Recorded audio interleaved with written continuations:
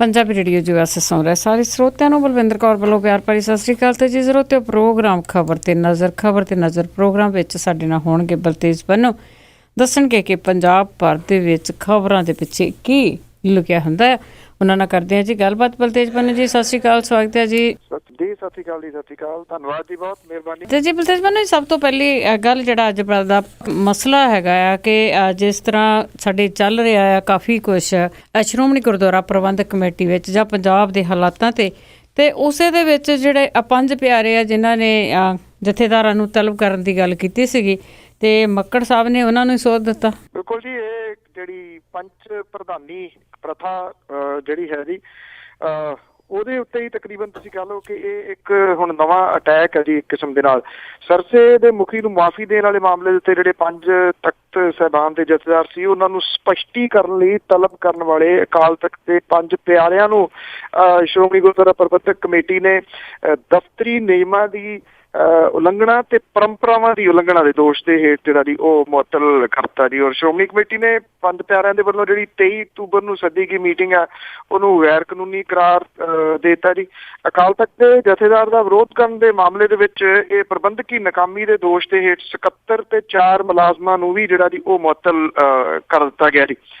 ਇਹ ਅਜੀਬੋ-ਗਰੀਬ ਫੈਸਲਾ ਥੋੜਾ ਜਿਹਾ ਜਿਹੜਾ ਪੰਜ ਸਿੰਘ ਸਾਹਿਬਾਨ ਦੇ ਬਾਰੇ ਦੇ ਵਿੱਚ ਜਿਹੜਾ ਜੀ ਉਹ ਆਇਆ, ਆਈ ਥਿੰਕ ਕਿਤੇ ਨਾ ਕਿਤੇ ਜਿਹੜੀ ਬਗਾਵਤ ਹੋ ਰਹੀ ਆ ਇਹ ਉਹਨੂੰ ਹੋਰ ਹਵਾ ਜਿਹੜੀ ਆ ਜੀ ਉਹ ਦੇਊਗਾ। ਇਹ ਫੈਸਲਾ ਜਿਹੜੇ ਤਰੀਕੇ ਦੇ ਨਾਲ ਜਿਹੜਾ ਦਿੱਤਾ ਗਿਆ ਇਹ ਫੈਸਲਾ, ਔਰ ਜਿਹੜੇ ਤਰੀਕੇ ਦੇ ਨਾਲ ਇਹ ਲੋਕ ਜਿਹੜੇ ਇੱਥੇ ਮੁਲਾਜ਼ਮ ਕੰਮ ਕਰਨ ਵਾਲੇ ਨੇ ਉਹਨਾਂ ਨੂੰ ਕੱਢਿਆ ਗਿਆ। ਹੁਣ ਇਹਦੇ ਵਿੱਚ ਜਿਹੜੀ ਵੇਖਣ ਵਾਲੀ ਗੱਲ ਇਹ ਹੈ ਕਿ ਅਕਾਲ ਤਖਤ ਦੀਆਂ ਪਰੰਪਰਾਵਾਂ ਜਿਹੜਾ ਜੀ ਉਹ ਸ਼ਬਦ ਵਰਤਿਆ ਗਿਆ।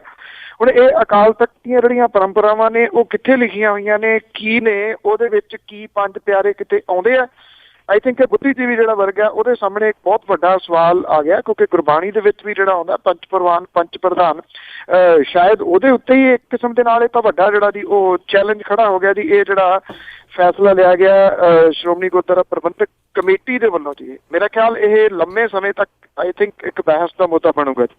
ਬਿਲਕੁਲ ਜੀ, ਬਾਅਦ ਵਿੱਚ ਪਤਾ ਲੱਗੂਗਾ ਕਿ ਇਸ ਦੇ ਪਿੱਛੇ ਕਾਰਨ ਕੀ ਆ ਤੇ ਕੀ ਗੱਲ ਹੋਈ ਆ ਕਿ ਇਹ ਇੱਥੇ ਤੱਕ ਨੌਬਤ ਪਹੁੰਚੀ ਆ।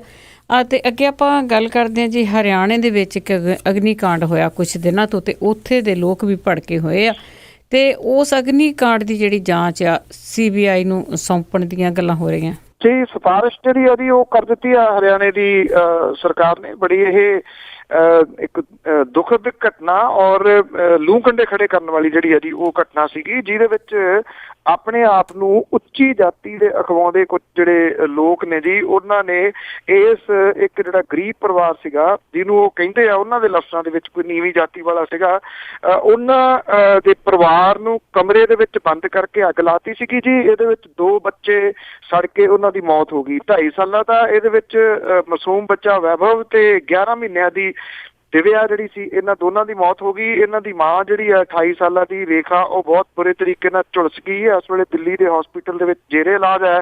ਤੇ ਇਹਨਾਂ ਬੱਚਿਆਂ ਦਾ ਪਿਓ ਜਿਹੜਾ 31 ਸਾਲਾਂ ਦਾ ਜਤਿੰਦਰ ਸੀਗਾ ਉਹ ਵੀ ਝੁਲਸ ਗਿਆ ਜੀ। ਇਹਨਾਂ ਦੀਆਂ ਲਾਸ਼ਾਂ ਜਦੋਂ ਪਿੰਡ ਦੇ ਵਿੱਚ ਪਹੁੰਚੀਆਂ ਤਾਂ ਲੋਕ ਰੋਹ ਜਿਹੜਾ ਸੀਗਾ ਜੀ ਉਹ ਭੱਕ ਗਿਆ, ਔਰ ਇਹਨਾਂ ਨੇ ਇਹ ਲਾਸ਼ਾਂ ਬੱਚਿਆਂ ਦੀਆਂ ਜਿਹੜੀਆਂ ਸੀਗੀਆਂ ਉਹ ਹਾਈਵੇ ਦੇ ਉੱਤੇ ਰੱਖ ਕੇ ਜਾਮ ਲਾ ਦਿੱਤਾ ਜੀ। ਔਰ ਪ੍ਰਸ਼ਾਸਨ ਜਿਹੜਾ ਸੀਗਾ ਜੀ ਉਹਨੇ ਇਨਸਾਫ ਦਾ ਭਰੋਸਾ ਦਿੱਤਾ, ਪਰ ਲੋਕ ਜਿਹੜੇ ਸੀ ਉਹ ਧਰਨਾ ਚੁੱਕਣ ਦੇ ਵਾਸਤੇ ਤਿਆਰ ਨਹੀਂ ਸੀਗੇ ਜੀ। ਮੁੱਖ ਮੰਤਰੀ ਮਨੋਹਰ ਲਾਲ ਖੱਟਰ ਦੇ ਜਿਹੜੇ ਮੀਡੀਆ ਸਲਾਹਕਾਰ ਨੇ, ਉਹਨੇ ਦੱਸਿਆ ਜੀ ਕਿ ਬਾਅਦ ਦੇ ਵਿੱਚ ਆ ਕੇ ਲੋਕਾਂ ਨੂੰ ਕਿ ਮੁੱਖ ਮੰਤਰੀ ਨੇ ਇਸ ਮਾਮਲੇ ਦੀ ਜਾਂਚ CBI ਨੂੰ ਸੌਂਪਣ ਦੀ ਸਿਫਾਰਿਸ਼ ਜਿਹੜੀ ਹੈ ਜੀ ਉਹ ਕਰ ਲਈ ਹੈ। ਉਹਦੇ ਵੈਸੇ ਇਹ ਵੀ ਦੱਸਿਆ ਗਿਆ ਜੀ ਕਿ ਇੱਕ ਵਿਸ਼ੇਸ਼ ਜਾਂਚ ਟੀਮ ਵੀ ਬਣਾਈ ਗਈ ਸੀ, ਜਿਹਦੇ ਵਿੱਚ 11 ਜਿਹੜੇ ਲੋਕ ਸ਼ਾਮਲ ਸੀਗੇ ਜਿਹੜੇ ਇਹਨੂੰ ਘਟਨਾ ਨੂੰ ਅੰਜਾਮ ਦੇਣ ਵਾਲੇ। ਉਹਦੇ ਵਿੱਚੋਂ ਦੱਸਿਆ ਗਿਆ ਕਿ 4 ਨੂੰ ਗ੍ਰਿਫਤਾਰ ਜਿਹੜਾ ਜੀ ਉਹ ਕੀਤਾ ਗਿਆ। ਪੀੜਤ ਪਰਿਵਾਰ ਨੂੰ ਮੁਆਵਜ਼ੇ ਦਾ ਐਲਾਨ ਵੀ ਜਿਹੜਾ ਜੀ ਉਹ ਕੀਤਾ ਗਿਆ, ਤਾਂ ਜਾ ਕੇ ਲੋਕਾਂ ਨੇ ਜਿਹੜਾ ਸੀਗਾ ਉਹ ਧਰਨਾ ਇਹ ਚੁੱਕਿਆ ਜੀ। ਇਹ ਹਰ ਜਗ੍ਹਾ ਦੇ ਉੱਤੇ ਹੀ ਆ ਰਿਹਾ ਜੀ। ਦੂਜੇ ਪਾਸੇ ਜੇ ਆਪਾਂ ਗੱਲ ਕਰੀਏ ਤੇ ਦਾਦਰੀ ਕਾਂਡ ਦੀ ਵੀ ਜਿਹੜੀ ਰਿਪੋਰਟ ਆਈ ਹੈ, ਉਹ ਵੀ ਇਹ ਕਹਿੰਦੀ ਹੈ ਕਿ ਇਹ ਇੱਕ ਬੜੀ ਗਿਣੀ ਮਿੱਥੀ ਸਾਜ਼ਿਸ਼ ਸੀ ਜਿਹਦੇ ਤਹਿਤ ਇਹ ਸਾਰਾ ਕੁਝ ਜਿਹੜਾ ਉਹ ਕੀਤਾ ਗਿਆ ਸੀਗਾ। ਸ਼ਾਇਦ ਕਿਤੇ ਨਾ ਕਿਤੇ ਇਹ ਫਰੀਦਾਬਾਦ ਦੇ ਵਿੱਚ ਵੀ ਇਹ ਘਟਨਾ ਜਿਹੜੀ ਹੈ ਜੀ ਇਸ਼ਾਰਾ ਇਸ ਪਾਸੇ ਵੱਲ ਨੂੰ ਹੀ ਕਰਦੀ ਹੈ, ਕਿਉਂਕਿ ਉੱਥੇ ਸਰਕਾਰ ਕਿਹਦੀ ਆ ਤੇ ਉਸ ਬੰਦੇ ਦਾ ਪਿਛੋਕੜ ਕੀ ਹੈ ਜੀ। ਜੀ ਬਿਲਕੁਲ। ਤੇ ਅੱਗੇ ਆਪਾਂ ਜੀ ਬਰਕਾੜੀ ਕਾਂਡ ਵੱਲ ਚੱਲਦੇ ਹਾਂ, ਤੇ ਉੱਥੇ ਜਿਹੜੇ 2 ਸਕੇ ਭਰਾ ਫੜੇ ਹੋਏ ਆ ਉਹਨਾਂ ਦਾ ਰਿਮਾਂਡ ਵਧਾ ਲਿਆ ਗਿਆ। ਪੰਜਾਬ ਪੁਲਿਸ ਨੇ ਜੀ ਇਹ ਜਿਹੜਾ ਗ੍ਰਿਫਤਾਰ ਕੀਤੇ ਗਏ ਜਿਹੜੇ 2 ਸਕੇ ਭਰਾ ਨੇ ਜੀ, ਉਹਨਾਂ ਨੂੰ अर्ਲੀ ਮਾਰਨਿੰਗ ਜਿਹੜਾ ਸੀਗਾ ਜੀ ਉਹ ਫਰੀਦਕੋਟ ਦੀ ਅਦਾਲਤ ਦੇ ਵਿੱਚ ਪੇਸ਼ ਕੀਤਾ। ਦਿਨ ਦੇ ਟਾਈਮ ਤਾਂ ਕਰਕੇ ਨਹੀਂ ਕਿ ਲੋਕ ਜਿਹੜੇ ਨੇ ਉਹ ਕਿਤੇ ਆ ਨਾ ਜਾਣ ਸੜਕਾਂ ਦੇ ਉੱਤੇ ਜੀ, ਤਾਂ ਕਰਕੇ अर्ਲੀ ਮਾਰਨਿੰਗ ਜਿਹੜਾ ਸੀਗਾ ਉਹ ਪੇਸ਼ ਕੀਤਾ ਗਿਆ। ਔਰ ਇੱਥੇ ਅਦਾਲਤ ਨੂੰ ਪੁਲਿਸ ਨੇ ਇਹ ਦੱਸਿਆ ਕਿ ਜਸਵਿੰਦਰ ਸਿੰਘ ਤੇ ਰੁਪਿੰਦਰ ਸਿੰਘ ਜਿਹੜਾ ਜੀ ਉਹਨਾਂ ਤੋਂ ਅਜੇ ਹੋਰ ਪੁੱਛਗਿੱਛ ਕਰਨੀ ਆ। ਉਹਨਾਂ ਦਾ ਜਿਹੜਾ ਜੁੜੀਆਂ ਹੋਈਆਂ ਨੇ ਤਾਰਾਂ ਵਿਦੇਸ਼ ਦੇ ਨਾਲ, ਉਹਦੇ ਤੋਂ ਜਿਹੜਾ ਜੀ ਅੱਗੇ ਜਿਹੜੀ ਡਿਟੇਲ ਕਢਾਉਣੀ ਹੈ, ਜਿਹਦੇ ਕਰਕੇ ਅਦਾਲਤ ਨੇ 26 ਅਕਤੂਬਰ ਤੱਕ ਜਿਹੜਾ ਜੀ ਇਹਨਾਂ ਦੋਨਾਂ ਭਰਾਵਾਂ ਦਾ ਰਿਮਾਂਡ ਜਿਹੜਾ ਜੀ ਉਹ ਦੇ ਦਿੱਤਾ। ਪੁਲਿਸ ਨੇ ਰਿਮਾਂਡ ਦੇ ਵਿੱਚ ਪਾਈ ਜਿਹੜੀ ਅਰਜ਼ੀ ਆ ਉਹਦੇ ਵਿੱਚ ਕਿਸੇ ਵੀ ਪ੍ਰਾਪਤੀ ਜਾਂ ਬਰਾਮਦੀ ਦਾ ਕੋਈ ਜ਼ਿਕਰ ਜਿਹੜਾ ਜੀ ਉਹ ਨਹੀਂ ਕੀਤਾ। ਦੋਵਾਂ ਭਰਾਵਾਂ ਨੂੰ ਧਾਰਾ ਜਿਹੜੀ 295 ਤੇ 120 ਜਿਹੜੀ ਹੈ ਜੀ ਸਾਜ਼ਿਸ਼ ਦੇ ਤਹਿਤ ਧਾਰਮਿਕ ਭਾਵਨਾਵਾਂ ਜਿਹੜੀਆਂ ਜੀ ਉਹ ਭੜਕਾਉਣ ਵਾਲੇ ਮਾਮਲੇ ਦੇ ਵਿੱਚ ਗ੍ਰਿਫਤਾਰ ਕੀਤਾ ਜੀ। ਹੁਣ ਜਿਹੜਾ ਰੌਲਾ ਉਸ ਦਿਨ ਦਾ ਪਾਇਆ ਜਾ ਰਿਹਾ ਸੀਗਾ ਉਹ ਕੁਝ ਵੀ ਜਿਹੜਾ ਜੀ ਅਜੇ ਜਿਹੜਾ ਉਹ ਪੇਸ਼ ਨਹੀਂ ਕੀਤਾ ਅਦਾਲਤ ਦੇ ਵਿੱਚ ਕਿ ਕੀ ਕੁਝ ਪੁਲਿਸ ਨੇ ਜਿਹੜਾ ਜੀ ਉਹ ਬਰਾਮਦ ਕੀਤਾ, ਇਹਦੀ ਕੀ ਡਿਟੇਲ ਜਿਹੜੀ ਆ ਜੀ ਉਹ ਹੈਗੀ ਆ ਜੀ। ਇਹ ਗੁਰਦੁਆਰਾ ਜਿਹੜਾ ਜੀ SGPC ਦੇ ਅਧੀਨ ਆ। ਦੂਜੇ ਪਾਸੇ ਪਿੰਡ ਪੰਜਗਰਾਈ ਖੁਰਦ ਦੇ ਜਿਹੜੇ ਵਸਨੀਕ ਨੇ ਜੀ ਉਹ ਹੋਰ ਹੀ ਕਹਾਣੀਆਂ ਜਿਹੜੀਆਂ ਇਸ ਮਾਮਲੇ ਦੇ ਵਿੱਚ ਦੱਸੀ ਜਾਂਦੇ ਨੇ। ਪੁਲਿਸ ਦਾ ਡਰ ਜਿਹੜਾ ਜੀ ਉਹ ਇਸ ਗੱਲ ਤੋਂ ਤੁਸੀਂ ਅੰਦਾਜ਼ਾ ਲਾ ਸਕਦੇ ਹੋ ਕਿ ਤੜਕਸਾਰ ਉਹਨਾਂ ਨੇ ਜਿਹੜੀ ਸੀ ਉਹ ਅਦਾਲਤ ਲਵਾ ਕੇ ਇਹਨਾਂ ਦੋਵਾਂ ਭਰਾਵਾਂ ਨੂੰ ਪੇਸ਼ ਕੀਤਾ ਤਾਂ ਕਿ ਜਿਵੇਂ ਦੱਸਿਆ ਕਿ ਕਿਤੇ ਲੋਕ ਜਿਹੜੇ ਨੇ ਉਹ ਪੁਲਿਸ ਦਾ ਰਾਹ ਨਾ ਰੋਕ ਲੈਣ। ਜੀ ਜੀ ਬਿਲਕੁਲ। ਤੇ ਅੱਗੇ ਜੀ ਇਸੇ ਦੇ ਨਾਲ ਕਰਦੇ ਆ ਵੀ ਜਿਸ ਤਰ੍ਹਾਂ ਉਹਨਾਂ ਤੇ ਝੂਠੇ ਕੇਸ ਪਾ ਦਿੱਤੇ ਗਏ ਆ ਪਰ ਲੋਕ ਉਸ ਨੂੰ ਮੰਨਣ ਨੂੰ ਤਿਆਰ ਨੇ। ਲੋਕ ਨਹੀਂ ਮੰਨ ਰਹੇ ਜੀ। ਲੋਕ ਜਿਹੜੇ ਪਿੰਡ ਵਾਲੇ ਨੇ, ਪਿੰਡ ਬਰਗਾੜੀ ਦੇ, ਉਹ ਇਹ ਕਹਿੰਦੇ ਨੇ ਕਿ ਇਹ ਮੁੰਡੇ ਜਿਹੜੇ ਨੇ ਕਿਸੇ ਵੀ ਹਾਲਤ ਦੇ ਵਿੱਚ ਇਸ ਘਟਨਾ ਦੇ ਵਿੱਚ ਸ਼ਾਮਲ ਨਹੀਂ ਹੋ ਸਕਦੇ ਜੀ। ਜਿੰਨਾ ਕੁਝ ਇਸ ਪਰਿਵਾਰ ਦੇ ਬਾਰੇ ਦੇ ਵਿੱਚ ਸਾਹਮਣੇ ਆ ਰਿਹਾ ਜੀ ਉਹ ਕਹਾਣੀ ਹੋਰ ਹੀ ਦੱਸਦਾ। ਉਹ ਤਾਂ ਇਹ ਕਹਿੰਦਾ ਹੈ ਕਿ ਸਾਕਾ ਨੀਲਾ ਤਾਰਾ ਦੇ ਦੌਰਾਨ ਵੀ ਇਹ ਜਿਹੜਾ ਪਰਿਵਾਰ ਹੈ ਉਹ ਪੀੜਤ ਰਿਹਾ। ਉਹਨਾਂ ਦੀ ਕੁੱਟਮਾਰ ਜਿਹੜੀ ਹੈ ਜੀ ਉਹ ਹੁੰਦੀ ਰਹੀ ਹੈ। ਗੁਰਮੁਖ ਪਰਿਵਾਰ ਜਿਹੜਾ ਜੀ ਇਹ ਦੱਸੀਦਾ ਜਦੋਂ ਇਹ ਘਟਨਾ ਵਾਪਰੀ ਉਸ ਤੋਂ ਬਾਅਦ ਜਿਹੜੇ ਇਹ ਮੁੰਡੇ ਸੀਗੇ ਜੀ ਇਹ ਜਿਹੜੇ ਰੋਸ ਮੁਜ਼ਾਹਰੇ ਹੋਏ ਉਹਨਾਂ ਦੇ ਵਿੱਚ ਸ਼ਾਮਲ ਜਿਹੜਾ ਜੀ ਉਹ ਦੱਸੇ ਗਏ ਨੇ। ਔਰ ਇਹਨਾਂ ਰੋਸ ਮੁਜ਼ਾਹਰਿਆਂ ਦੇ ਵਿੱਚ ਉਹ ਮੂਹਰਲੀ ਅਗਵਾਈ ਇੱਕ ਕਿਸਮ ਦੀ ਜਿਹੜਾ ਜੀ ਉਹ ਕਰਦੇ ਰਹੇ ਨੇ। ਹੁਣ ਪੁਲਿਸ ਜਿਹੜੀ ਇਹ ਕਹਾਣੀ ਜਿਹੜੀ ਦੱਸ ਰਹੀ ਆ ਉਹਨੂੰ ਨਾ ਤਾਂ ਪਿੰਡ ਵਾਲੇ ਮੰਨਣ ਦੇ ਵਾਸਤੇ ਤਿਆਰ ਨੇ ਤੇ ਨਾ ਉਹਨੂੰ ਜਿਹੜੇ ਪੰਜਾਬ ਦੇ ਲੋਕ ਨੇ ਉਹ ਮੰਨਣ ਦੇ ਵਾਸਤੇ ਤਿਆਰ ਨੇ। ਉੱਧਰੋਂ ਜਿਹੜਾ ਆਸਟ੍ਰੇਲੀਆ ਵਾਲਾ ਕਨੈਕਸ਼ਨ ਜੋੜੀ ਫਿਰਦੀ ਸੀ ਪੁਲਿਸ, ਉਹ ਜਿਹੜਾ ਮੁੰਡਾ ਜੀ ਵੱਖਰੀ ਤੌਰ ਦੇ ਉੱਤੇ ਸਾਹਮਣੇ ਆ ਗਿਆ ਜੀ। ਉਸ ਮੁੰਡੇ ਨੇ ਦਾਅਵੇ ਜਿਹੜੇ ਨੇ ਉਹ ਪੁਲਿਸ ਦੇ ਬਿਲਕੁਲ ਹੀ ਨਕਾਰ ਦਿੱਤੇ ਨੇ। ਮੈਲਬੌਰਨ ਦੇ ਵਿੱਚ ਰਹਿਣ ਵਾਲਾ ਇਹ ਜਿਹੜਾ ਵਿਅਕਤੀ ਹੈ ਜੀ ਉਹਨੇ ਉੱਥੋਂ ਦੇ ਇੱਕ ਰੇਡੀਓ ਨੂੰ ਜਿਹੜੀ ਇੰਟਰਵਿਊ ਦਿੱਤੀ ਆ ਉਹ ਵਾਇਰਲ ਹੋ ਗਈ ਆ। ਉਹਦੇ ਵਿੱਚ ਉਹ ਮੁੰਡਾ ਇਹ ਦੱਸਦਾ ਹੈ ਕਿ ਅਸੀਂ ਕੁਝ ਦੋਸਤਾਂ ਨੇ ਇਕੱਠੇ ਹੋ ਕੇ ਇਸ ਜਿਹੜੇ ਨੌਜਵਾਨ ਸੀ ਉਹਦੀ ਤਾਂ ਮਦਦ ਕੀਤੀ ਸੀ ਕਿ ਪੁਲਿਸ ਦੇ ਵੱਲੋਂ ਚਲਾਏ ਗਏ ਡਾਂਗਾਂ ਦੇ ਵਿੱਚ ਇਹ ਮੁੰਡੇ ਦੇ ਜਿਹੜੇ ਉਹਦੇ ਬੈਕ ਤੇ ਸੱਟ ਲੱਗ ਗਈ ਸੀ। ਅਸੀਂ ਤਾਂ ਉਹਦਾ ਇਲਾਜ ਕਰਾਉਣ ਦੇ ਵਾਸਤੇ ਪੈਸੇ ਇਕੱਠੇ ਕੀਤੇ ਸੀਗੇ। ਇਹ ਕੋਈ ਜਿਹੜੀਆਂ ਧਾਰਮਿਕ ਭਾਵਨਾ ਭੜਕਾਉਣ ਜਾਂ ਇਸ ਘਟਨਾ ਨੂੰ ਅੰਜਾਮ ਦੇਣ ਦੇ ਵਾਸਤੇ ਥੋੜ੍ਹੀ ਇਕੱਠੇ ਕੀਤੇ ਸੀ। ਉਹਨੇ ਇਹ ਵੀ ਦਾਅਵਾ ਕੀਤਾ ਕਿ ਉਹਦੇ ਕੋਲੇ ਲੀਗਲੀ ਸਾਰੇ ਜਿਹੜੇ ਦੀ ਪੇਪਰ ਹੈਗੇ ਆ ਜਿਹਦੇ ਰਾਹੀਂ ਉਹਨੇ ਇਹ ਪੈਸੇ ਭੇਜੇ ਸੀਗੇ। ਔਰ ਦੂਜੀ ਜਿਹੜੀ ਇਹਦੇ ਨਾਲ ਜੁੜਵੀਂ ਗੱਲ ਇਹ ਹੋ ਗਈ ਕਿ ਹੁਣ ਜਦੋਂ ਇਹ ਪੁਲਿਸ ਦੇ ਰਿਮਾਂਡ ਦੇ ਵਿੱਚ ਨੇ, ਪੁਲਿਸ ਦੇ ਥੱਲੇ ਨੇ ਔਰ ਬਰਗਾੜੀ ਦੇ ਵਿੱਚ ਜਿਹੜੇ ਗੁਰੂ ਗ੍ਰੰਥ ਸਾਹਿਬ ਦੇ ਪੱਤਰੇ ਜਿਹੜੇ ਨੇ ਉਹ ਫੇਰ ਖਿਲਰੇ ਪਾਏ ਗਏ ਨੇ ਗਲੀਆਂ ਦੇ ਵਿੱਚ। ਹੁਣ ਸਵਾਲ ਇਹ ਖੜਾ ਹੋ ਗਿਆ ਜੇ ਇਹ ਦੋਵੇਂ ਕਾਬੂ ਦੇ ਵਿੱਚ ਨੇ, ਜੇ ਪੁਲਿਸ ਕਹਿੰਦੀ ਆ ਕਿ ਗੁਰੂ ਗ੍ਰੰਥ ਸਾਹਿਬ ਇਹਨਾਂ ਨੇ ਚੋਰੀ ਕੀਤਾ ਸੀਗਾ, ਕਿ ਹੁਣ ਵਾਲੇ ਜਿਹੜੇ ਪੱਤਰੇ ਨੇ ਉਹ ਕਿੱਥੋਂ ਆ ਗਏ ਜੀ ਫਿਰ? ਜੀ ਜੀ ਬਿਲਕੁਲ, ਇਹ ਸਵਾਲ ਤੇ ਬਣਦਾ ਹੀ ਹੈ। ਅਗਲੇ ਸਵਾਲ ਵੱਲ ਚੱਲਾਂਗੇ। ਉਸ ਤੋਂ ਪਹਿਲਾਂ ਧੰਨਵਾਦ ਕਰਨਾ ਚਾਹੁੰਦੇ ਸਾਡੇ ਸਪਾਂਸਰ ਦਾ ਜਿਨ੍ਹਾਂ ਨੇ ਇਸ ਪ੍ਰੋਗਰਾਮ ਨੂੰ ਸਪਾਂਸਰ ਕੀਤਾ ਸੀ, ਖਾਲਸਾ ਇੰਸ਼ੋਰੈਂਸ ਏਜੰਸੀ ਵਾਲੇ ਜੋ ਓਬਾਮਾ ਕੇਅਰ ਕਰਦੇ ਨੇ ਤੇ ਹੋਰ ਵੀ ਇੰਸ਼ੋਰੈਂਸ ਕਰਦੇ ਨੇ, ਜਿਨ੍ਹਾਂ ਦਾ ਫੋਨ ਨੰਬਰ 4082722500। ਗੁਰਦੀਪ ਸਿੰਘ ਵਿਰਦੀ ਕਲੋਵਿਸ ਤੋਂ, ਸ਼ੇਰਗਿੱਲ ਪਰਿਵਾਰ ਸਲਮਾ ਤੋਂ, ਰਿਸ਼ਪਾਲ ਕੌਰ ਖੰਗੂੜਾ ਦੇ ਪਰਿਵਾਰ ਬੇਕਰਸਫੀਲਡ ਤੋਂ ਬਹੁਤ ਇਹਨਾਂ ਦੇ ਧੰਨਵਾਦੀ ਹਾਂ ਜੀ। ਚੱਲਦੇ ਜੀ ਅਸੀਂ ਆਪਣੇ ਅਗਲੇ ਸਵਾਲ ਵਾਰ ਜਿਹੜਾ ਅਗਲਾ ਸਵਾਲ ਆ ਕਿ ਸੁਖਬੀਰ ਬਾਦਲ ਨੇ ਸ਼੍ਰੋਮਣੀ ਗੁਰਦੁਆਰਾ ਪ੍ਰਬੰਧਕ ਕਮੇਟੀ ਦੇ ਮੈਂਬਰਾਂ ਨੂੰ ਆਪਣੇ ਘਰ 'ਚ ਹੀ ਤਲਬ ਕੀਤਾ। ਜੀ ਇਹ ਬਾਦਲ ਪਰਿਵਾਰ ਦੇ ਵਿੱਚ ਅਹਿਮ ਮੀਟਿੰਗ ਜਿਹੜੀ ਆ ਜੀ ਉਹ ਰੱਖੀ ਗਈ ਆ। ਅਸਲ ਦੇ ਵਿੱਚ ਕਹਾਣੀ ਜਿਹੜੀ ਆ ਜੀ ਉਹ ਇਹ ਆ ਕਿ ਬਗਾਵਤ ਜਿਹੜੀ ਆ ਉਹਦੇ ਸੁਰ ਦਿਨੋਂ ਦਿਨ ਜਿਹੜੇ ਆ ਸ਼੍ਰੋਮਣੀ ਗੁਰਦੁਆਰਾ ਪ੍ਰਬੰਧਕ ਕਮੇਟੀ ਦੇ ਵਿੱਚ ਉੱਚੇ ਹੋ ਰਹੇ ਨੇ ਜੀ, ਜਿਹਦੀ ਵਜ੍ਹਾ ਕਰਕੇ ਇਹ ਮੀਟਿੰਗ ਜਿਹੜੀ ਆ ਉਹ ਰੱਖਣੀ ਪਈ ਹੈ। ਤੇ ਹਰ ਰੋਜ਼ ਜਿਹੜਾ ਜੀ ਕੋਈ ਨਾ ਕੋਈ ਅਸਤੀਫਾ ਉਹ ਸਾਹਮਣੇ ਆ ਰਿਹਾ, ਜਿਹਦੇ ਕਰਕੇ ਸ਼੍ਰੋਮਣੀ ਗੁਰਦੁਆਰਾ ਪ੍ਰਬੰਧਕ ਕਮੇਟੀ ਦੀ ਇਹ ਬਗਾਵਤ ਜਿਹੜੀ ਆ ਜੀ ਅਕਾਲੀ ਦਲ ਵੱਲ ਨੂੰ ਨਾ ਤੁਰ ਪਏ। ਅੱਜ ਬਾਦਲ ਪਿੰਡ ਦੇ ਵਿੱਚ ਜਿਹੜੀ ਆ ਜੀ ਉਹ ਸੁਖਬੀਰ ਸਿੰਘ ਬਾਦਲ ਹੋਰਾਂ ਨੇ ਇਹ ਮੀਟਿੰਗ ਰੱਖੀ ਆ ਜੀ। ਔਰ ਇਹ ਦੱਸਿਆ ਜਾ ਰਿਹਾ ਹੈ ਕਿ ਉੱਥੇ ਇਹਨਾਂ ਜਿਹੜੇ ਸ਼੍ਰੋਮਣੀ ਗੁਰਦੁਆਰਾ ਪ੍ਰਬੰਧਕ ਕਮੇਟੀ ਦੇ ਮੈਂਬਰ ਨੇ ਉਹਨਾਂ ਨੂੰ ਮੌਜੂਦਾ ਸਮੇਂ ਔਰ ਅੱਗੋਂ ਉਹਨਾਂ ਦਾ ਪੈਂਤੜਾ ਜਿਹੜਾ ਜੀ ਉਹ ਕੀ ਹੋਣਾ ਇਹਦੇ ਸਬੰਧ ਦੇ ਵਿੱਚ ਦੱਸਿਆ ਜਾਊਗਾ। ਜਿਹੜੀ ਪਿਛਲੀ ਮੀਟਿੰਗ ਰੱਖੀ ਸੀ ਜਿਹੜੇ ਸੁਖਬੀਰ ਸਿੰਘ ਬਾਦਲ ਹੋਰਾਂ ਨੇ, ਉਹਦੇ ਵਿੱਚ ਇੱਕ ਚਿੱਠੀ ਜਿਹੜੀ ਲਿਆਂਦੀ ਗਈ ਸੀ, ਜਿਹੜੀ ਕਿ ਕਿਹਾ ਜਾਂਦਾ ਜੀ ਕਿ ਡੇਰੇ ਵਾਲੇ ਨੇ ਲਿਖੀ ਸੀ, ਉਹਦੀਆਂ ਕਾਪੀਆਂ ਕਰਾ ਕੇ ਇਹਨਾਂ ਨੂੰ ਦੇ ਦਿੱਤੀਆਂ ਸੀਗੀਆਂ ਸ਼੍ਰੋਮਣੀ ਗੁਰਦੁਆਰਾ ਪ੍ਰਬੰਧਕ ਕਮੇਟੀ ਦੇ ਮੈਂਬਰਾਂ ਨੂੰ, ਤੇ ਇਹ ਕਿਹਾ ਸੀਗਾ ਕਿ ਲੈ ਕੇ ਜਾਓ ਪਿੰਡਾਂ ਦੇ ਵਿੱਚ, ਤੇ ਜਾ ਕੇ ਜਿਹੜਾ ਫੈਸਲਾ ਆਇਆ ਜੀ ਅਕਾਲ ਤਖਤ ਸਾਹਿਬ ਤੋਂ ਇਹਨੂੰ ਸਰਸੇ ਵਾਲੇ ਨੂੰ ਮਾਫ ਕਰਨ ਵਾਲਾ, ਉਹਨੂੰ ਵੱਧ ਤੋਂ ਵੱਧ ਪ੍ਰਚਾਰੋ ਤੇ ਲੋਕਾਂ ਨੂੰ ਹੱਕ ਦੇ ਵਿੱਚ ਜਿਹੜਾ ਜੀ ਉਹ ਕਰੋ। ਇਸ ਗੱਲ ਤੋਂ ਬੜੇ ਸ਼੍ਰੋਮਣੀ ਗੁਰਦੁਆਰਾ ਪ੍ਰਬੰਧਕ ਕਮੇਟੀ ਦੇ ਮੈਂਬਰ ਜਿਹੜੇ ਉਹ ਔਖੇ ਸਨ। ਹੁਣ ਵੇਖਣ ਵਾਲੀ ਗੱਲ ਜਿਹੜੀ ਹੈ ਜੀ ਇਹ ਰਹੂਗੀ ਕਿ ਅੱਜ ਜਿਹੜੀ ਮੀਟਿੰਗ ਰੱਖੀ ਗਈ ਆ ਉਹਦੇ ਵਿੱਚ ਕੀ ਕਿਹਾ ਜਾਂਦਾ ਹੈ, ਕਿਉਂਕਿ ਇਹ ਚਿੱਠੀ ਜਿਹੜੀ ਸੀ ਉਹ ਪ੍ਰਚਾਰ ਤੋਂ ਬਾਅਦ ਜਿਹੜੀਆਂ ਘਟਨਾਵਾਂ ਵਾਪਰੀਆਂ ਉਹਦੇ ਵਿੱਚ ਉਹ ਮੁਆਫੀ ਵਾਲਾ ਫੈਸਲਾ ਹੀ ਵਾਪਸ ਲੈ ਲਿਆ ਗਿਆ। ਤਾਂ ਇਹ ਆਪਣੇ ਆਪ ਦੇ ਵਿੱਚ ਸਵਾਲ ਜਿਹੜਾ ਜੀ ਉਹ ਖੜਾ ਹੋ ਗਿਆ ਕਿ ਪਹਿਲਾਂ ਉਹਨੂੰ ਕੀ ਕਰਨ ਦੀ ਕੋਸ਼ਿਸ਼ ਕੀਤੀ ਕਿ ਬਾਅਦ ਦੇ ਵਿੱਚ ਜਿਹੜਾ ਜੀ ਉਹ ਕੀ ਕਰ ਲਿਆ।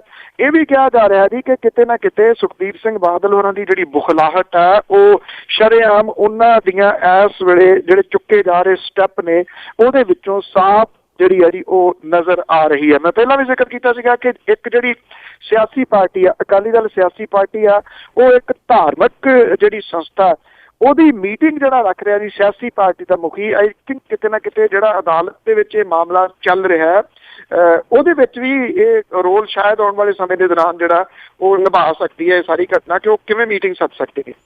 ਬਿਲਕੁਲ ਜੀ, ਕੋਈ ਨਾ ਕੋਈ ਹੋਰ ਪੈਂਤੜਾ ਖੇਲਣ ਦੀਆਂ ਤਿਆਰੀਆਂ ਹੈ ਤਾਂ ਕਿ ਅਕਾਲੀ ਦਲ ਵੱਲ ਉਂਗਲੀ ਨਾ ਜਾਵੇ। ਪਤਾ ਕਿ ਆਪਣੇ ਅਗਲੇ ਸਵਾਲ ਵਾਰ ਉਸ ਤੋਂ ਪਹਿਲਾਂ ਧੰਨਵਾਦ ਕਰਨਾ ਚਾਹੁੰਦੇ ਜੀ Punjabi American senior citizen centre Bakersfield Navjot Kaur Kaloti ਤੇ ਪਰਿਵਾਰ ਜੁਬਾ ਸਿਟੀ ਤੋਂ ਸੁਲੱਖਣ ਸਿੰਘ ਜੀ ਸੋਢੀ, ਬਹੁਤ ਬਹੁਤ ਇਹਨਾਂ ਦੇ ਧੰਨਵਾਦੀਆਂ ਜੀ। ਸੁਰਿੰਦਰ ਕੌਰ ਧਾਮੀ ਤੇ ਪਰਿਵਾਰ ਸੀਰਤ ਤੋਂ ਬਹੁਤ ਬਹੁਤ ਧੰਨਵਾਦੀਆਂ ਸਾਰਿਆਂ ਦੇ, ਇਹਨਾਂ ਨੇ ਇਸ ਪ੍ਰੋਗਰਾਮ ਨੂੰ ਸਪਾਂਸਰ ਕੀਤਾ। ਅੱਗੇ ਜੀ ਗੱਲ ਕਰਦੇ ਹਾਂ, ਬਾਦਲ ਦੇ ਘਰ ਲਾਗਿਓਂ ਸਿਮਰਜੀਤ ਬੈਂਸ ਹੋਣੀ ਆਪਣੇ ਹਮਾਇਤੀਆਂ ਦੇ ਨਾਲ ਗ੍ਰਿਫਤਾਰ ਹੋਏ।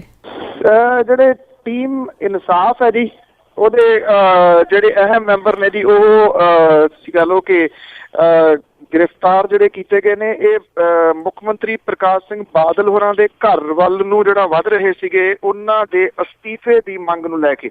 ਹੁਣ ਉੱਥੇ ਧਾਰਾ 144 ਜਿਹੜੀ ਹੈ ਜੀ ਉਹ ਲੱਗੀ ਹੋਈ ਆ, ਔਰ ਧਾਰਾ 144 ਤੋੜਨ ਦੇ ਦੋਸ਼ ਦੇ ਤਹਿਤ ਜਿਹੜਾ ਜੀ, ਕਿਉਂਕਿ ਪੁਲਿਸ ਨੂੰ ਪਤਾ ਸੀਗਾ ਚੰਡੀਗੜ੍ਹ ਦੀ ਪੁਲਿਸ ਨੂੰ ਕਿ ਇਹ ਇਸ ਪਾਸੇ ਵੱਲ ਨੂੰ ਆ ਸਕਦੇ ਨੇ, ਔਰ ਭੀੜ ਨੂੰ ਖਿਡਾਉਣ ਦੇ ਵਾਸਤੇ ਜਲ ਤੋਪਾਂ ਜਿਹੜੀਆਂ ਸੀਗੀਆਂ ਜੀ ਉਹਨਾਂ ਦੇ ਰਾਹੀਂ ਪਾਣੀ ਦੀਆਂ ਵਿਛਾੜਾਂ ਵੀ ਛੱਡੀਆਂ ਗਈਆਂ। ਸਿਮਰਜੀਤ ਸਿੰਘ ਬੈਂਸ ਤੇ ਉਹਦੇ ਸਾਥੀਆਂ ਦੀਆਂ ਦਸਤਾਰਾਂ ਜਿਹੜੀਆਂ ਸੀਗੀਆਂ ਜੀ ਉਹ ਵੀ ਲੱਥ ਗਈਆਂ। ਜਿਹੜੀਆਂ ਔਰਤਾਂ ਸ਼ਾਮਲ ਸੀਗੀਆਂ ਜੀ ਉਹਨਾਂ ਦੇ ਉੱਤੇ ਵੀ ਇਹ ਜਲ ਤੋਪਾਂ ਜਿਹੜੀਆਂ ਸੀਗੀਆਂ ਉਹ ਸੁੱਟੀਆਂ ਗਈਆਂ, ਮਾਰ ਹੋਈ ਉਹਨਾਂ ਦੀ, ਔਰ ਉਹ ਵੀ ਇਹਦੇ ਵਿੱਚ ਜਿਹੜੀਆਂ ਜੀ ਉਹ ਮਧੋੜੀਆਂ ਗਈਆਂ। ਟੀਮ ਇਨਸਾਫ ਦੇ ਜਿਹੜੇ ਮੈਂਬਰ ਨੇ ਬਲਵਿੰਦਰ ਸਿੰਘ ਬੈਂਸ ਨੂੰ ਪੁਲਿਸ ਨੇ ਪਹਿਲਾਂ ਹੀ ਹਿਰਾਸਤ ਦੇ ਵਿੱਚ ਲੈ ਲਿਆ ਸੀਗਾ। ਬਾਅਦ ਦੇ ਵਿੱਚ ਸਿਮਰਜੀਤ ਸਿੰਘ ਬੈਂਸ ਤੇ ਉਹਦੇ ਸਾਥੀਆਂ ਨੂੰ ਵੀ ਗ੍ਰਿਫਤਾਰ ਜਿਹੜਾ ਜੀ ਕੀਤਾ ਗਿਆ ਧਾਰਾ 107 151 ਦੇ ਤਹਿਤ, ਕਿ ਉਹਨਾਂ ਨੇ ਧਾਰਾ 144 ਜਿਹੜੀ ਹੈ ਜੀ ਉਹ ਤੋੜੀ ਹੈ।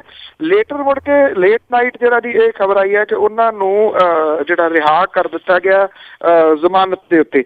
ਬੈਂਸ ਭਰਾਵਾਂ ਨੇ ਇਹ ਗੱਲ ਆਖੀ ਹੈ ਜੀ ਕਿ ਉਹਨਾਂ ਦਾ ਵਿਰੋਧ ਪ੍ਰਦਰਸ਼ਨ ਜਿਹੜਾ ਜੀ ਮੁੱਖ ਮੰਤਰੀ ਦੇ ਖਿਲਾਫ ਜਾਰੀ ਰਹੂਗਾ। ਉਹਨਾਂ ਨੇ ਇਹ ਕਿਹਾ ਕਿ ਪੰਜਾਬ ਦੇ ਵਿੱਚ ਵਾਪਰੀਆਂ ਜਿਹੜੀਆਂ ਇਹ ਘਟਨਾਵਾਂ ਨੇ ਇਹਦੇ ਵਾਸਤੇ ਸਿੱਧਮ ਸਿੱਧੀ ਦੋਸ਼ੀ ਜਿਹੜੇ ਨੇ ਉਹ ਮੁੱਖ ਮੰਤਰੀ ਨੇ, ਤੇ ਉਹਨਾਂ ਨੂੰ ਆਪਣੇ ਅਹੁਦੇ ਦੇ ਉੱਤੇ ਬਣੇ ਰਹਿਣ ਦਾ ਕੋਈ ਹੱਕ ਜਿਹੜਾ ਜੀ ਉਹ ਨਹੀਂ ਹੈ। ਉਹਨਾਂ ਨੂੰ ਰਿਹਾਈ ਤੋਂ ਬਾਅਦ ਉਹਨਾਂ ਨੇ ਪ੍ਰੈਸ ਨੂੰ ਇਹ ਕਿਹਾ ਜੀ ਕਿ ਦੁਬਾਰਾ ਫਿਰ ਜਿਹੜਾ ਜੀ ਮੁੱਖ ਮੰਤਰੀ ਦੇ ਘਰ ਵੱਲ ਨੂੰ ਲੋਕਾਂ ਨੂੰ ਲਾਮਬੰਦ ਕਰਕੇ ਵਧਣਗੇ ਤੇ ਉੱਥੇ ਜਾ ਕੇ ਉਹਨਾਂ ਦਾ ਵਿਰੋਧ ਕਰਨਗੇ। ਜੀ ਤੇ ਅੱਗੇ ਜੇ ਆਈਏ ਜੀ ਬੀਬੀ ਜਗੀਰ ਕੌਰਵਾਲ, ਅੱਜ ਮੈਂ ਪਹਿਲੀ ਵਾਰ ਦੇਖਿਆ ਕਿ ਉਹ ਝਗੜਾ ਕਰ ਰਿਹਾ, ਕੋਈ ਸਵਾਲਾਂ ਦੇ ਜਵਾਬ ਠੀਕ ਨਾਲ ਨਹੀਂ ਦੇ ਗਿਆ ਸੀ। ਅਖਬਾਰਾਂ ਬੇਸ਼ੱਕ ਕੁਛ ਵੀ ਲਿਖਣ, ਪਰ ਬੀਬੀ ਜਗੀਰ ਕੌਰ ਦੇ ਵਿਰੁੱਧ ਜਿਹੜੀ ਨਾਅਰੇਬਾਜ਼ੀ ਹੋਈ ਆ ਤੇ ਬੀਬੀ ਜੀ ਨੂੰ ਪਿੱਛੇ ਮੁੜਨਾ ਪਿਆ। ਜੀ ਮੇਰਾ ਖਿਆਲ ਸੁਪਰ ਵੂਮਨ ਬਣਨ ਦੀ ਕੋਸ਼ਿਸ਼ ਉਹ ਕਰ ਰਹੇ ਸਨ ਜੀ। ਅਨੰਦਪੁਰ ਸਾਹਿਬ ਗੜ੍ਹਸ਼ੰਕਰ ਜਿਹੜੀ ਸੜਕ ਹੈ ਉਹਦੇ ਉੱਤੇ ਜਿਹੜਾ ਜਾਮ ਲੱਗਿਆ ਹੋਇਆ ਸੀਗਾ, ਉੱਥੇ ਜਾ ਕੇ ਜਗੀਰ ਕੌਰ ਹੋਰਾਂ ਨੇ ਬਹਿਸ ਬਸਈਆ ਜਿਹੜਾ ਸੀਗਾ ਉਹ ਕਰਨਾ ਸ਼ੁਰੂ ਕਰ ਦਿੱਤਾ ਜੀ। ਖੁਸ਼ਕਿਸਮਤੀ ਇਹ ਰਹੀ ਕਿ ਇਸ ਰੋਸ ਮੁਜ਼ਾਹਰੇ ਦੇ ਵਿੱਚ ਬੀਬੀਆਂ ਸ਼ਾਮਲ ਨਹੀਂ ਸੀਗੀਆਂ ਜੀ। ਤੇ ਜਿਹੜੇ ਰੋਸ ਮੁਜ਼ਾਹਰਾ ਕਰਨ ਵਾਲੇ ਨੇ ਉਹਨਾਂ ਦੀ ਜਿਹੜੀ ਹੈ ਜੀ ਸਿਆਣਪ ਇਹ ਰਹੀ ਕਿ ਉਹਨਾਂ ਨੇ ਔਰਤ ਦੇ ਉੱਤੇ ਫਿਰ ਵੀ ਜਿਹੜਾ ਜੀ ਉਹ ਕਿਸੇ ਕਿਸਮ ਦੀ ਜਿਹੜਾ ਜੀ ਹੱਥ ਵਗੈਰਾ ਨਹੀਂ ਚੁੱਕਿਆ। ਇਹੀ ਜਿਹੜਾ ਜੀ ਇਹਦਾ ਇੱਕ ਚੰਗਾ ਪੱਖ ਕਿਹਾ ਜਾ ਸਕਦਾ। ਐਕਚੁਅਲੀ ਝੱਜ ਚੌਕ ਦੇ ਵਿੱਚ ਇਹ ਚੱਕਾ ਜਾਮ ਜਿਹੜਾ ਹੋਇਆ ਸੀਗਾ ਉਹਦੇ ਵਿੱਚੋਂ ਜਗੀਰ ਕੌਰ ਹੋਰੀ ਗੱਡੀ 'ਚੋਂ ਉਤਰ ਕੇ ਆ ਗਏ ਤੇ ਧਰਨਾ ਜਿਹੜੇ ਦੇ ਰਹੇ ਲੋਕ ਸੀਗੇ ਉਹਨਾਂ ਨੂੰ ਜਾ ਕੇ ਬਹਿਸ ਉਹਨਾਂ ਦੇ ਨਾਲ ਕਰਨੀ ਸ਼ੁਰੂ ਕਰਤੀ ਕਿ ਇਉਂ ਜਿਹੜਾ ਧਰਨਾ ਲਾਉਣਾ ਗਲਤ ਹੈ, ਔਰ ਇਹ ਵੀ ਕਿਹਾ ਜੀ ਕਿ ਬਰਾਤਾਂ ਜਿਹੜੀਆਂ ਉਹ ਰੋਕਣੀਆਂ ਗਲਤ ਹੈ, ਕਿ ਧੀਆਂ ਦੇ ਵਿਆਹ ਇਹਦੇ ਨਾਲ ਜਿਹੜਾ ਜੀ ਉਹ ਰੁਕ ਜਾਣਗੇ। ਕਹਿ ਕੌਣ ਰਿਹਾ ਜੀ? ਇਹ ਆਪਣੇ ਆਪ ਦੇ ਵਿੱਚ ਬਹੁਤ ਵੱਡਾ ਸਵਾਲ ਹੈ ਜਿਹੜਾ ਜੀ।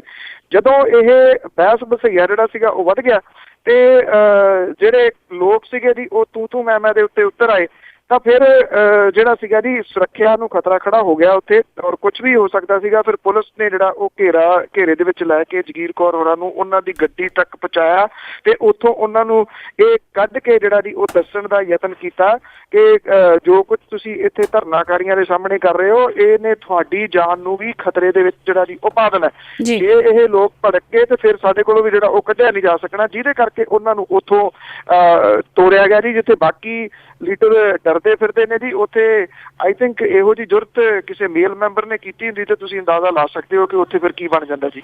ਜੀ ਬਿਲਕੁਲ, ਜਿਸ ਤਰ੍ਹਾਂ ਤੁਸੀਂ ਪਹਿਲਾਂ ਕਿਹਾ ਕਿ ਉੱਥੇ ਲੇਡੀਜ਼ ਨਹੀਂ ਸੀਗੀਆਂ।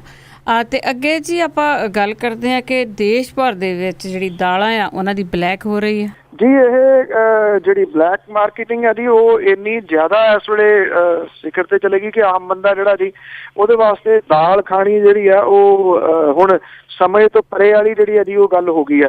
ਤੋ ਜਿਹੜੀ ਛਾਪੇਮਾਰੀ ਹੈ ਜੀ ਉਹ ਵੱਡੇ ਪੱਧਰ ਦੇ ਉੱਤੇ ਜਾਰੀ ਹੈ, ਪਰ ਸਵਾਲ ਜਿਹੜਾ ਸਭ ਤੋਂ ਵੱਡਾ ਇਹ ਖੜਾ ਹੋ ਰਿਹਾ ਕਿ ਜਿਹੜੇ ਇਹਦੇ ਜਿਹੜੇ ਵਜ਼ੀਰ ਨੇ ਜੀ ਇਸ ਮਹਿਕਮੇ ਦੇ ਉਹ ਕੋਈ ਵੀ ਦਿੱਲੀ ਦੇ ਵਿੱਚ ਜਿਹੜੇ ਉਹ ਅਵੇਲੇਬਲ ਨਹੀਂ ਗੇ ਜੀ। ਖੇਤੀ ਮੰਤਰੀ ਰਾਧਾ ਮੋਹਨ ਤੇ ਖਪਤਕਾਰ ਮਾਮਲਿਆਂ ਬਾਰੇ ਮੰਤਰੀ ਰਾਮ ਵਿਲਾਸ ਪਾਸਵਾਨ ਉਹ ਦਿੱਲੀ ਦੇ ਵਿੱਚ ਹੀ ਹੈ ਨਹੀਂ ਗੇ। ਇਸ ਵੇਲੇ ਰੌਲਾ ਰੱਪਾ ਜਿਹੜਾ ਪੂਰੇ ਮੁਲਕ ਦੇ ਵਿੱਚ ਪਿਆ ਹੋਇਆ ਜੀ ਕਿ ਅਸਮਾਨ ਛੂਹ ਰਹੀਆਂ ਨੇ ਇਸ ਵੇਲੇ ਜਿਹੜੀਆਂ ਦਾਲਾਂ ਦੀਆਂ ਕੀਮਤਾਂ, ਔਰ ਥਾਂ ਦੇ ਉੱਤੇ ਜਿਹੜੀ ਛਾਪੇਮਾਰੀ ਕੀਤੀ ਗਈ ਆ ਬਹੁਤ ਵੱਡੀ ਗਿਣਤੀ ਦੇ ਵਿੱਚ ਦਾਲਾਂ ਜਿਹੜੀਆਂ ਉਹ ਗੋਦਾਮਾਂ ਦੇ ਵਿੱਚੋਂ ਬਰਾਮਦ ਕੀਤੀਆਂ ਗਈਆਂ ਨੇ।